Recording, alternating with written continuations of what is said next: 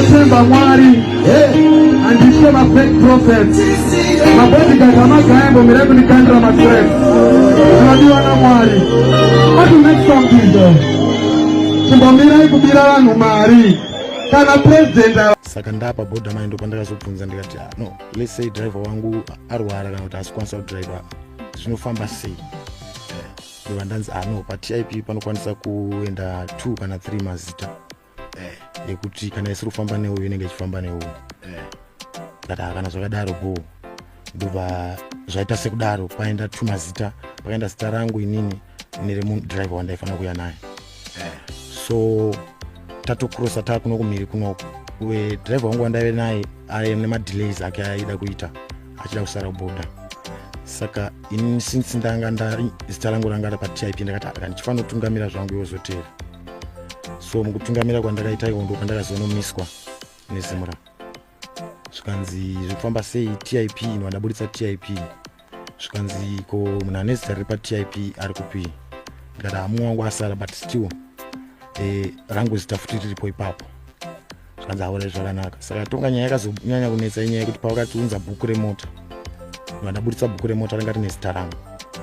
Saka ndichingobuditsa bhuku remota rari nezita rangu, chinhu chakutanga chakataura ofisa akangoti saka imimi murikuda kutemba kuti unokwanisa ngopinda nemotokari kuno kumva masvokochinja maplace motoita zvamuri kuda. Ndikati no. What's good, you guys? Welcome back to my YouTube channel. If you're new here, please welcome. So you guys, today I'm here with 2 stories from 2 different artists that I'm going to share with you guys. Nyaya yanetsa for the past 2 months, I think for the past 2-3 months muma streets yema artist edu arku varwa kana kuti anyatso understand kuti chiri kuitika tikuzvinzwisisa, but we want to hear straight from the horse's mouth. Isusu toita analysis totsvagiridza kuti chiri kumboitika panawo yemidziyo kana kuti motikari dzavari kutry kutenga, but at the end of the day vari kuzovharwa. Saka maartist edu ari kutora the right channels here kuti vatenge mota dzavo, vari kutora here nzira chaidzo kana kuti vari kutry kuita mashortcuts, of which mashortcuts ari kuzovacosta, because I think you can buy a car direct from my agent ari very legit, anogara achitaurwa nevanhu. Ukada kuita mashortcut manje, I think that's where the problem is coming.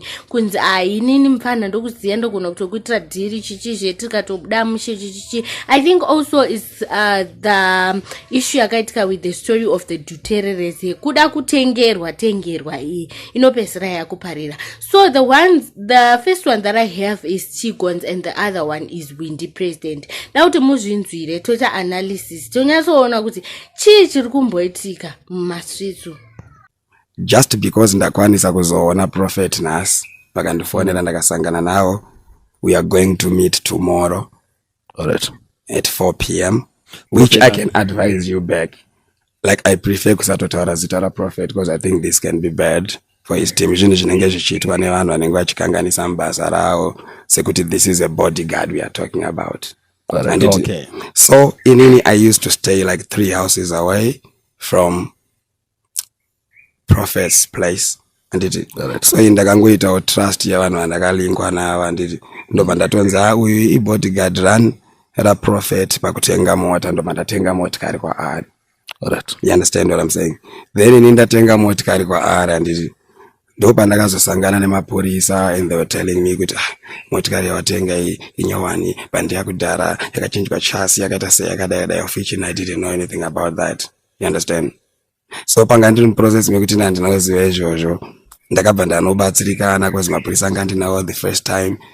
Pandakabatwa nemapurisa pekutanga, pakabva patanga kufonewa nemumwe mupurisa from Chitown. Aitaura kuti mukuru wemapurisa, which I'm not going to mention for the reasons of inini kusangana na Prophet mangwana, which I can advise you back again. You understand what I'm saying? Yes. And then zvanodaro paipai ndatengeserwa motikari yayo.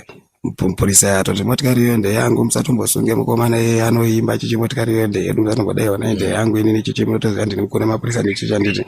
And then abva ndasiyiwa nemapurisa yaVTS and I didn't know what's happening. So apa just 2 days ago ndakasangana nevamwe and they just took my car. And nguva yese ikubva pandakasangana nemapurisa papa, I was just trying to get my refund and give back kune bodyguard ra Prophet. anditi so mukunyarara manya nekusaita sei kuzonosvika ndisungwa apa ndaitya kutaura about it kuti ndiwane back my money. Zita rangu inini driver wandaifana kuya naye. So tatokrosa takuno kumiri kunoku driver wangu wandaive naye ari nemadelays ake aida kuita achida kusara kuboda. Saka ini since zita rangu ranga ari paTIP ndakati ndichifanira kutungamira zvangu yozotera. So mukutungamira kwandakaita iko ndokandakazonomiswa nezimura. Zvikanzi zvifamba sei TIP wandaburitsa TIP. Zvikanzi ko munhu ane zita riri paTIP ari kupi. Ndikati hamu wangu asara but still rangu zita futi riripo ipapo. Zvikanzi haure zvakanaka. Saka tonga nyaya yakazonyanya kunetsa inyaya yekuti pawakatiunza bhuku remota. Wandaburitsa bhuku remota ranga rine zita rangu. Saka ndichimboburitsa bhuku remota rari nezita rangu, chinhu chakutanga chakataura ofisa akangoti saka imimi muri kuda kutemba kuti unokwanisa ngopinda nemotokari kuno kumva masvochinja maplace motoita zvamuri kuda. Ndikati no nditori neTIP ndashanya ndiri kudzokera panopera TIP. Zvikanzi maybe problem yakabva pakuti zita rangu ranga riri paTIP ndo zita rangu futi ranga riri pabhuku remota. So I think ndo paakangoona kunge pane chitsotsi ipapo kuti ndatopinza motokari ndakutouya kuzochinja maplace ndotoita zvandoita. So ndobva vati kouya ari kupi. Ndikati uya asara asanokwanisa kuuya. Zvikanzi ngaauye. Time yandakamupinzira foni yacho nguva yekuvhara roadblock yakabva yakwana. Roadblock yavharwa ndibva ndatendwa nendwa ndanobhukwa motokari ndibva yaiswa mukati. Zvekuti ndakatozongomufonera ndikati saka chimbomira because aibva kuboda chimbomira zvako. Ndibva ndanzi ndoapila ndofana kuapila. Ndibva ndanyora maemail angu andakaapila tonga first week, second week, third week, fourth week ndo pandakazopindurwa. Zvikanzi nyaya yako taisa kuHarare kuhead office chiapila ikoko. Ndibva ndapila kuno kuHarare but answer yangu yakazouya 3 months dzakukwana, of which 3 months ndo time inenge yakutanga kusizwa motikari. Saka ndakazopindura ndichinzi pamotikari yako ufana kuya ne2000 mhosva yako ndeyekuti 2000 plus storage, of which storage ndakaikalculata madays acho yanga yakutosvika futi ku1000 US kuita 3000. Zvikanzi kana wa 3000 wobhadhara motikari iyoyo half duty wobva waidzosera futi South Africa. But paunosvika kuSouth Africa uchikonfirma kuti yasvika wobva wadzosera half duty yako iyaya. Saka ipapo ndo pakazonondoomera bozi ndandisina mari dzese idzodzo. Saka ndiri munhu akazongofila kuti motikari yaita se yatoenda. So dzimwe nguva ndombozvisimbisawo but iripo nguva iyoyo yekuti ndinenge chida kufamba iyoyo zvaita kana sekuya kunoku ndenda kufanira kutanga kufunga futi kuti ndoita indrive iri kana ndotsvagana anondiperekedza ndo pazvinozongondibatawo ndozongopedzera ndakazongotaurawo nyaya yacho nekutochemawo kuvanhu but otherwise motikari yakatoenda and its 4 months to 5 months izvinezvi, of which 3 months dzacho dzinosizwa dzakapfuura. Zvichitaura pasina hapasina ende kuchema kwangu ndekungoti wakomana refanira kungoriwo kana neshamu ete demo. Pamakaita accident rini right yanga iri motikari yenyu chii chakaitika? Because pane imwe nyaya kuti maibva kumasvingo ndiri ipapo ndo papa motikari yangu yanga itori mukati. Right, yanga iri mumasvingo, yanga yakabatwa mumasvingo imomo. So mota yandakaenda nayo Honda Fit yanga iri kuhaya. So ndo yandakaita nayo tsaona iyoyo yangu yanga yakatovhariwa iri mukati. Ufuishi iyo motikari iyoyo ndo suppose kufanira kutoitenga futi because ndakanzi ndofanira kungoreplace motikari iyoyo. Yakaita accident yacho hapana kumira musha. Zvinomira musha. But munoziva kuti ateteri varume takasimba. I hope kuti kune vanenge vachiteerera vanogonawo kuita sei akupindira kuti pamwe zvinoita nechi nepamwe nechokwadi. Motikari yanga isati yaiswa kuauction kana kuti hamuchatozivi? Motikari zveauction handisandaziva but zvekuti yakabva kumasvingo. First things first, inini panyaya yaWindy President, I think kuti mukomana akatadza kutaurirana neteam zvakanaka, because you all know kuti we are living in Zimbabwe, guys. This is Zimbabwe. Nothing comes for free, nothing comes for mahala. So mukomana akatadza kutaurirana neteam zvakanaka, because if he had spoken to the guys zvakanaka, akangobvuma hake kungobuda mari, I think he could have ended with the car. But the fact that he wanted maybe to use the part that he is a celebrity, cannot, he is an artist, zvakamtorera nguva. Now akungogara achingochema kuti mota yangu, of which azvibatsiri. Wakambotry kuda kuita more die hard, and then you come on social media, you write on social media, vanhu vanenge vakuda kutoshandisawo chisimba chekuti isusu tiri pabasa redu.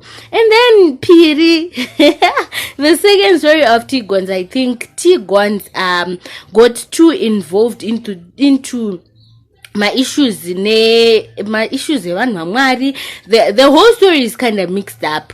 Nyaya yakawandisa vanhu, nyaya yaTigons yanga yakawandisa vanhu, so kupera kwezuva nyaya ikawandisa vanhu inopedzisira isasanzwisisiki. It becomes tricky to understand. Saka at the end of the day mukomana akapedzisira avharwa. That's what I think ndo maonero angu. Kana une maonero ako aungaita to make Zimbabwe a better place, guys, because guys hazvinakidzi zvekuti maartist edu anoramba achingovharwa mota each and every time. We also had the issue of Windsor akavharwa mota also. I didn't mention that story because I don't have full details, but zvakatoitika, and we don't wish that to keep happening again and again. Thank you guys so much for watching. Make sure you do like, make sure you comment and subscribe to my YouTube channel. Bye.